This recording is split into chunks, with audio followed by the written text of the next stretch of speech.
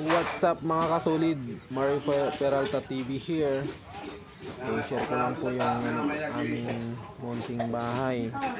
Ito na pala yung CR namin. Matagal na hindi ko napapagawa. Kaya yan simpleng CR lang. Kaya naisipan kong magpagawa ng panibagong CR namin. Kaya yun, panibagong butas na naman sa bali before.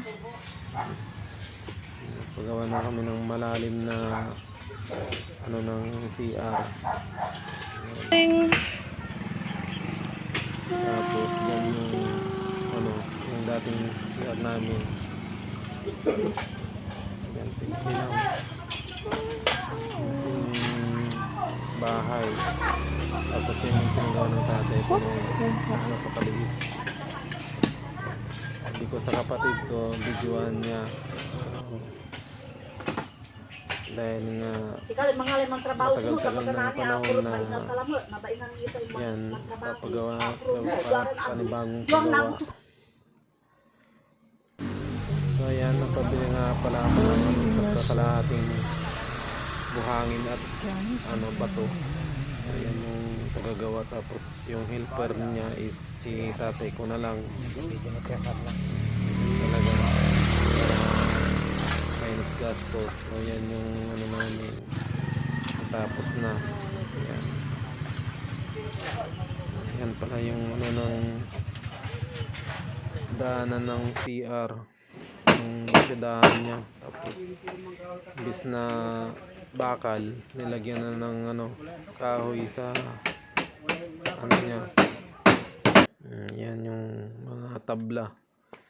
So yan yung pina ng tatay ko. Ang liit, sabi ko. Kaya sabi ko na naman, napakaliit na naman yung yun, pinapagawa nyo. Kaya sabi ko, palawakan. Kasi nga, yan tingnan nyo naman, napakaliit niyan. Tapos dyan daw ilalagay. Kaya nagalit ako dyan. Sabi ko, lawakan. Buti na lang at pinabidyuhan ko. Kung hindi ko pinabidyuhan, napakaliit na naman yung gagawin. Parang CR ng kalapate. So yan na nga mga solid. Yan na nga yung sabi ko next time. Napakaluwang na. Parang isang kwarto na yan. Tapos yun, nagabihan na yung gumagawa. Bali, 2 araw nga pala siyang gumawa niyan. Tapos magkano daw? Sando data yung isang araw niya. Yan Okay na po, hawakan ko. So yung dating CR na hindi masyadong maganda ngayon, at least masasabing CR. Yan.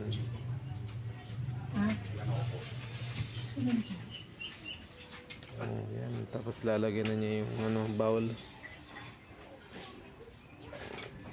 Nagabihan na yung gumagawa kasi kailangan talagang matapos niyan.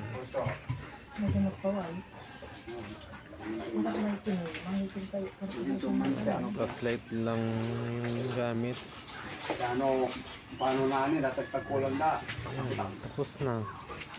Kailangan nito.